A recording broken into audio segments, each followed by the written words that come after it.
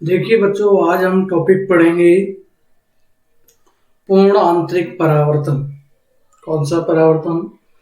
पूर्ण आंतरिक परावर्तन, टोटल इंटरनल रिफ्लेक्शन, ITR पढ़ेंगे। अच्छा टॉपिक है, सिंपल टॉपिक है।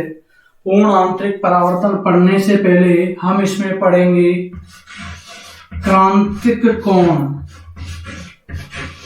क्रांतिक कोण, क्रिटिकल एंगल, IC से डिनोट करते हैं। किससे डिनोट करते हैं? IC से। होता क्या है ये? तो देखिए, मान लिया हमारे पास दो माध्यम है। ये सघन माध्यम, इसका अपवर्तनांक μ1, और ये कोई विरल माध्यम जिसका अपवर्तनांक μ2, वायु मान लिया है हमने। तो किसी भी, यदि हमने देखा है कोई प्रकाश किरण सघन माध्यम से, तो ये इस बिंदु पर आपतित हो रही है, इस पृष्ठ पर, तो ये क्या हो जाएगा? इसका अभिलंब। क्या हो जाएगा? अभिलंब। तो यदि कोई प्रकाश किरण सघन माध्यम से विरल माध्यम में जाती है, प्रवेश करती है, पारगमित होती है, तो अभिलंब से दूर हटती है। क्या होती है? यदि कोई प्रकाश किरण सघन माध्यम से विरल माध्यम में जाती है तो अभिलंब से क्या होती है? दूर हटती है। ये कोण कौन सा कोण होगा? आपतन कोण I, और ये कोण अपवर्तन कोण R। ये हम जानते हैं। क्या जानते हैं हम? कि कोई किरण सघन से कहां जा रही है? विरल माध्यम में जा रही है, तो अभिलंब से क्या होगी? दूर हटेगी। तो ये अभिलंब है, इससे क्या हो रही है? दूर हट रही है। यदि हम आपतन कोण I, जो यहां पर हमने ये आपतन कोण I है, आपतन कोण I का मान बढ़ाया जाए। किसका मान बढ़ाया जाए? आपतन कोण I का मान बढ़ाया जाए तो अपवर्तन कोण का मान भी बढ़ेगा। किसका मान बढ़ेगा? अपवर्तन। देखो, इस स्थिति में सबसे पहले जब हम प्रकाश सघन से विरल जा रही है तो I का मान कम होता है। किससे? R से। तो कोण I किससे छोटा होता है? R से। अब यदि हम I के मान में वृद्धि कर रहे हैं, तो ये प्रकाश I के मान में वृद्धि करेगी तो ये प्रकाश किरण किधर होगी? इधर पर की तरफ जाएगी। I के मान में वृद्धि करेंगे तो R के मान में भी क्या होगी? वृद्धि होगी। जैसे जैसे I बढ़ाते जाएंगे R भी क्या होता जाएगा? बढ़ता जाएगा। और एक स्थिति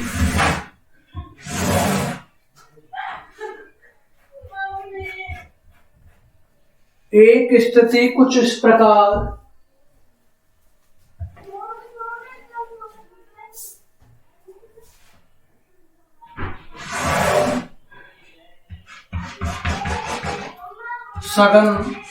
विरल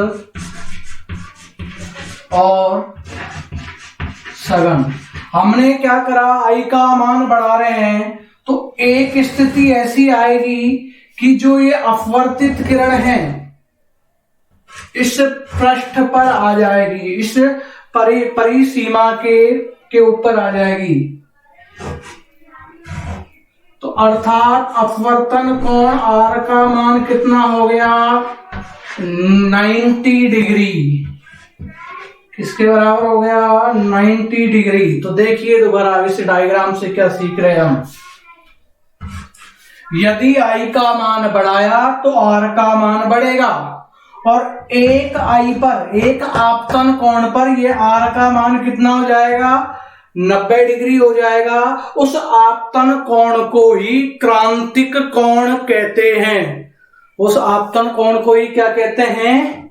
क्रांतिक कोण कहते हैं। तो यानी आई बराबर IC आपतन कोण ही कहलाएगा क्रांतिक कोण। कब?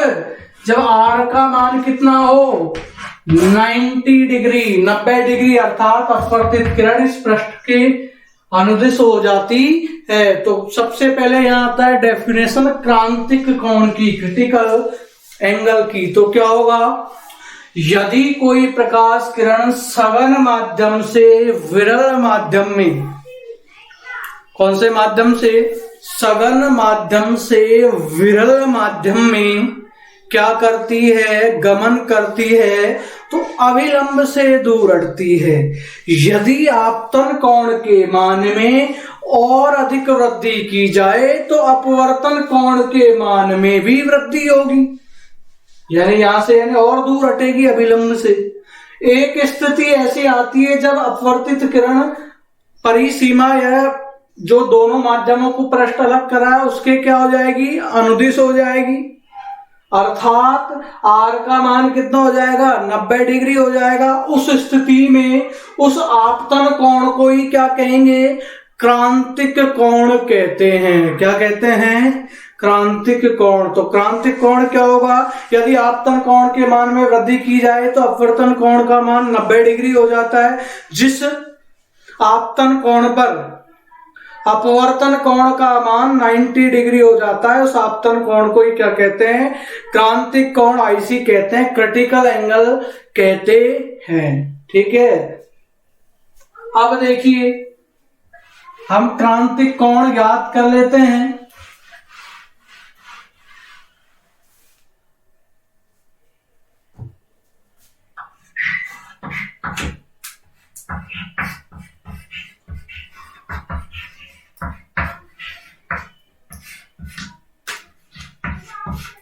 क्रांतिक कोण IC ज्ञात कर लेते हैं स्नेल के नियम से।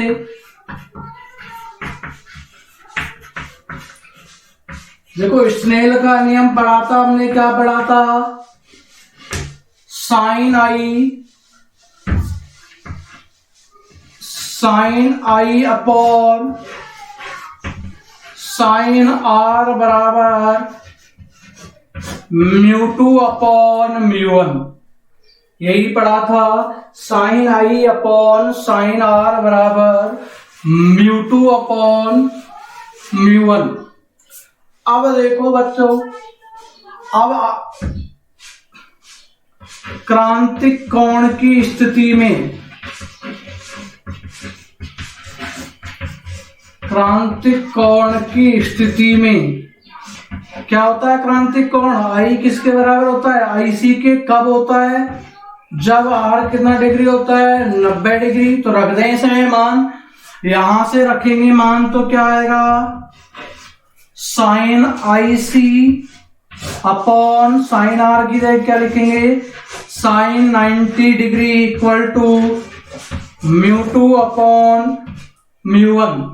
अब देखो ये माध्यम μ1 सघन था हमारे पास और μ2 क्या था? विरल, और यानी वायु यही था। तो यहां से हम वायु का अपवर्तनांक कितना होता है? 1। तो हम μ2 की जगह क्या रख सकते हैं? 1। μ2 क्या था? विरल यानी वायु, और इसका अपवर्तनांक कितना होता है? 1। तो मैं इसको लिख सकता हूं साइन IC साइन 90 साइन 90 का मान कितना होता है? 1 बराबर 1 अपॉन μ1 या म्यू। अब एक ही अपवर्तनांक बचा तो इसको क्या लिख दिया? 1 अपॉन μ1 या 1 अपॉन म्यू। तो यहां से हमें निकालना क्या है? IC, या इसको ऐसे भी लिख सकता हूं मैं μ1 बराबर 1 upon sine IC, 1 upon sine IC।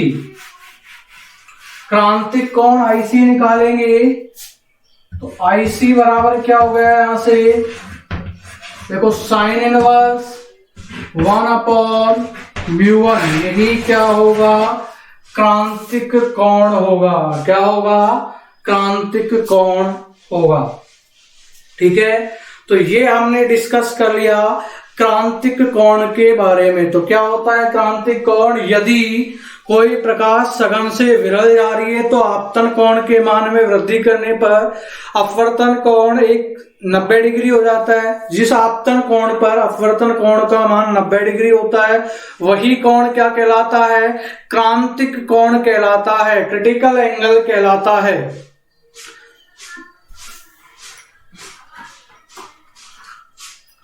अब हम बात करते हैं पूर्ण आंतरिक परावर्तन की।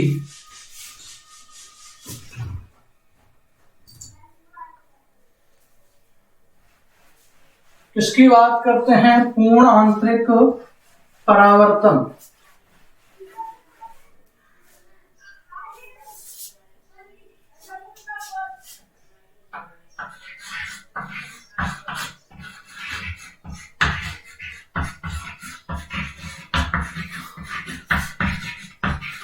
ITR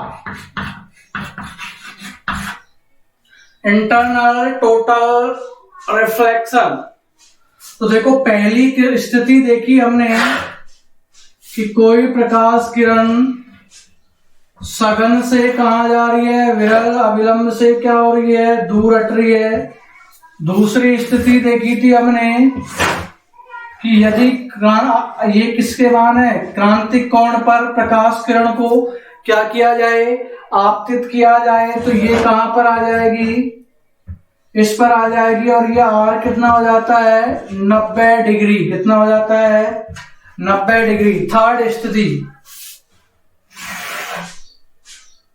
ये हमारे पास अविलंब, ये कौन सा माध्यम है? सघन माध्यम, और ये विरल माध्यम μ2 और सघन माध्यम μ1। अब देखिए बच्चों क्रांतिक कोण में IC पर, क्रांतिक कोण पर यदि प्रकाश किरण को आपतित कर रहे हैं तो ये कहां जाएगी? इस जगह, इस पृष्ठ पर आ गई। अब यदि हम इस आपतन कोण का मान इस IC से और अधिक कर दें, क्रांतिक कोण का यानी जो आपतन कोण है हमारा, ये वाला आपतन कोण, इसका मान किससे अधिक कर दें? क्रांतिक कोण से अधिक कर दें, तो ये प्रकाश किरण वापिस कौन से माध्यम में लौट आएगी? दूर हटती उड़ती सघन माध्यम में लौट आती है। कौन से माध्यम में लौट आती है? सघन माध्यम में लौट आती है। तो जैसे ही मैंने आपतन कोण का मान किससे अधिक करा? क्रांतिक कोण से। IC से ज्यादा है क्या? I। तो ये प्रकाश किरण पुनः कौन से माध्यम में लौट आती है? सघन माध्यम में लौट आती है। प्रकाश की इस घटना को पूर्ण आंतरिक परावर्तन कहते हैं। प्रकाश की इस घटना को क्या कहेंगे? पूर्ण आंतरिक परावर्तन। तो ये हमारे पास क्या हो गया? पूर्ण आंतरिक परावर्तन। तो सबसे पहला दोबारा सुन लो, यदि कोई प्रकाश किरण सघन माध्यम से विरल माध्यम में जा रही है तो उसके आपतन कोण का मान किससे अधिक कर दें? क्रांतिक कोण से अधिक कर दें, तो प्रकाश किरण पुनः सघन माध्यम में लौट आती है। प्रकाश की इस घटना को क्या कहते हैं? पूर्ण आंतरिक परावर्तन कहते हैं। क्या कहते हैं? पूर्ण आंतरिक परावर्तन। अब पूर्ण आंतरिक ITR के लिए कुछ शर्त, आवश्यक शर्त होनी चाहिए। कब होगा ये ITR? पूर्ण आंतरिक परावर्तन कब होगा? देखिए पूर्ण आंतरिक परावर्तन तब होगा, पहली कंडीशन तो यही है कि प्रकाश हमेशा कौन से माध्यम में जाना चाहिए? प्रकाश सघन माध्यम से विरल माध्यम में गमन करना चाहिए। यदि प्रकाश सघन माध्यम से विरल माध्यम में गमन कर रहा है तो पूर्ण आंतरिक परावर्तन की घटना उत्पन्न होगी, अन्यथा नहीं होगी। विरल से सघन जा रहा है तो पूर्ण आंतरिक परावर्तन नहीं होगा। दूसरी कंडीशन, पूर्ण आंतरिक परावर्तन कब होगा? जब आपतन कोण का मान आपतन कोण का मान किससे अधिक हो? क्रांतिक कोण से अधिक हो। यदि आपतन कोण का मान क्रांतिक कोण से अधिक करेंगे तब जाकर पूर्ण आंतरिक परावर्तन होगा। तीसरा, पूर्ण आंतरिक परावर्तन में प्रकाश का कोई ह्रास नहीं होता है, प्रकाश की ऊर्जा में कोई कमी नहीं आती है। तो ये हमारे पास क्या हो गया? पूर्ण आंतरिक परावर्तन हो गया। नेक्स्ट,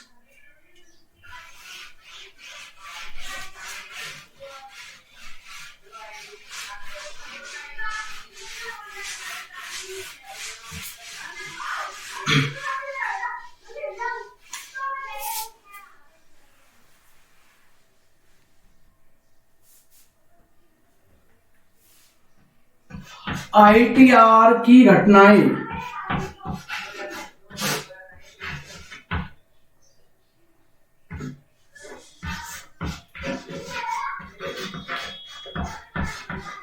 या पूर्ण आंतरिक परावर्तन के एग्जाम्पल, सबसे पहले है हीरे का चमकना। कौन सा है? हीरे का चमकना। सेकंड, मरीचिका और प्रकाशिक तंतु, ऑप्टिकल फाइबर।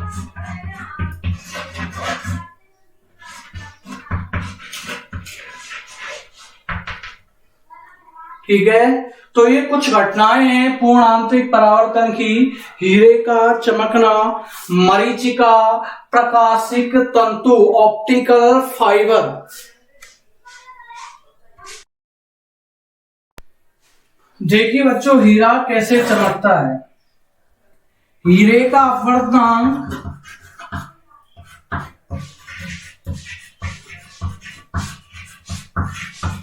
हीरे का अपवर्तनांक 2.4 लगभग कितना होता है? 2.4 होता है। वह क्रांति कोण, क्रिटिकल एंगल,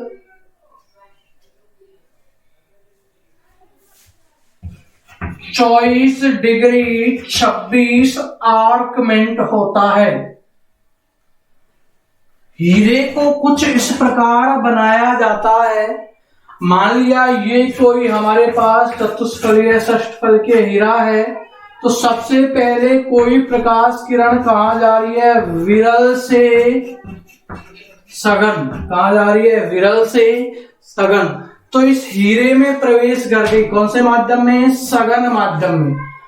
अब वापस सघन से बाहर निकलेगी तो कौन से माध्यम में जानी चाहिए? विरल में जाने चाहिए।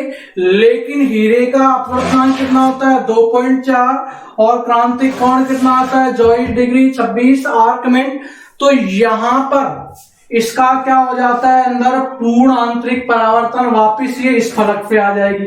यहां आएगी तो वापिस इस फलक पे इसका पूर्ण आंतरिक परावर्तन होगा। इस प्रकार एक बार जो प्रकाश किरण इसमें प्रवेश करेगी वो उसी में रह जाती है, जिसके कारण हीरा क्या हो जाता है? चमकने लग जाता है। वापिस सुन लो, हीरे में क्या होता है? अंदर सघन माध्यम, पहले कोई प्रकाश किरण इसमें एंट्री कर गई, अब वापस सघन से बाहर निकलनी चाहेगी, हीरे से बाहर निकलनी चाहेगी, तो इसका क्या हो जाता है? पूर्ण आंतरिक। तो एक सतह से दूसरी सतह से यहां आएगी तो वापस अपवर्तन हो जाएगा, पूर्ण आंतरिक परावर्तन तो दूसरी सतह पर। इस प्रकार प्रकाश किरण इसी में रह जाती है और हीरा क्या होने लग जाता है? चमकने लग जाता है। सेकंड है मरीचिका।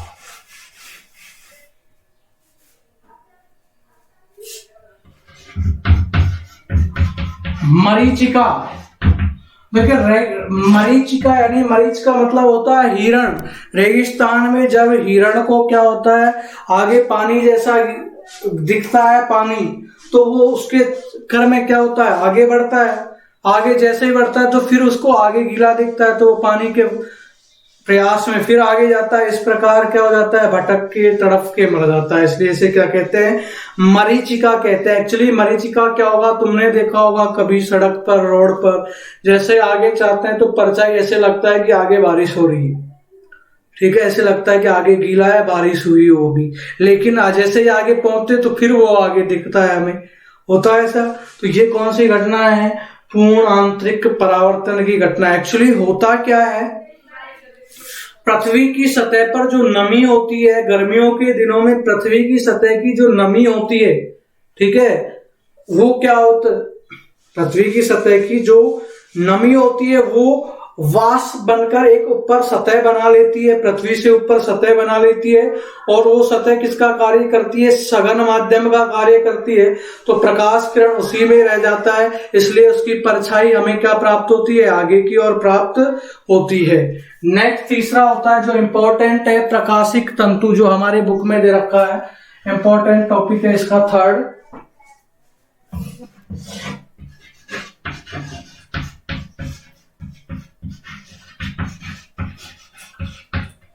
Optical fibre.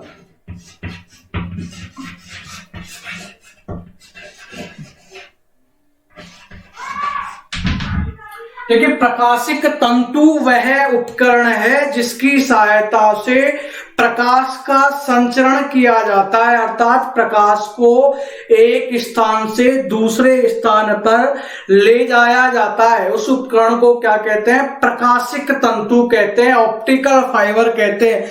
ये कुछ इस प्रकार हमारे जो डिस्क का वायर होता है ना, उस प्रकार होता है। प्रकाशिक तंतु कैसे होता है, डिश जैसे वायर होता है। तो इसमें दो भाग होते हैं, एक तो आंतरिक भाग और एक बाह्य भाग। इसको बोलते हैं आवरण और इसको बोलते हैं क्रोड, यानी क्रोड और क्लीडिंग। इनके मध्य तुमने देखा होगा एक स्टील की जाली लगी होती है उसमें तार के बीच में, तो ये कोई स्टील की क्या होती है, जाली। क्रोड का अपवर्तनांक कम होता है और आवरण का अपवर्तनांक ज्यादा होता है। प्रकाशिक तंतु को इस प्रकार बनाया जाता है कि उसका जो आंतरिक भाग है क्रोड, उसका अपवर्तनांक कम होता है और क्लेडिंग आवरण का अपवर्तनांक क्या होता है, ज्यादा होता है। तो जिसका अपवर्तनांक ज्यादा होगा वो कौन सा माध्यम हो, सॉरी, यानी क्रोड का अपवर्तनांक क्या होता है, ज्यादा होता है। क्रोड का अपवर्तनांक ज्यादा होता है, क्लेडिंग का अपवर्तनांक क्या होता है, कम होता है, ये ध्यान रखना। तो जिसका अपवर्तनांक ज्यादा होगा वो कौन सा माध्यम होगा, सघन माध्यम। कौन सा माध्यम, सघन माध्यम। और आवरण कौन से माध्यम की तरह कार्य करेगा, विरल माध्यम की तरह। अब देखिए, यहां से जैसे ही कोई प्रकाश किरण इस प्रकाशिक तंतु के क्रोड पर आई तो कौन सा माध्यम हुआ, सघन। सघन से कहां जाना चाहेगी, विरल माध्यम में जाना चाहेगी, लेकिन इसका क्या हो जाता है, पूर्ण आंतरिक परावर्तन और वापिस उसी माध्यम में लौट आती है। वापिस यहाँ पर फिर क्रोड पे आ गई, क्रोड से वापिस इसका क्या होगा, पूर्ण आंतरिक परावर्तन। और इस प्रकार ये कुछ क्या होती है, चलती रहती है और प्रकाश को आगे बढ़ाती रहती है, ठीक है। इस प्रकार प्रकाशिक तंतु एक प्रकाश को एक स्थान से दूसरे स्थान तक ले जाने का कार्य करता है। यानी प्रकाशिक तंतु में क्या होता है, क्रोड और क्लेडिंग। क्रोड का अपवर्तनांक ज्यादा होता है, आवरण का कम होता है। जिसका अपवर्तनांक ज्यादा है वो सघन माध्यम, जिसका कम है वो विरल माध्यम। सिंपल सी बात है। तो जैसे ही यहां से प्रकाश किरण गई इसमें सबसे पहले, अब सघन से विरल में जाएगी, लेकिन इसका क्या हो जाता है, पूर्णांतरिक परावर्तन। वापिस कहां जाती है, इस पृष्ठ पर। यहाँ पर क्या है, क्रोड। वापिस ये सघन से विरल में जाना चाहेगी तो इसका पूर्णांतरिक परावर्तन होगा और इस प्रकार आगे बढ़ती रहती है। तो ये हमारे पास क्या हो जाता है, पूर्णांतरिक परावर्तन। वह तो प्रकाशिक तंतु का उपयोग मेनली यही है कि प्रकाश को एक संचार के साधनों में इसका क्या किया जाता है, उपयोग किया जाता है।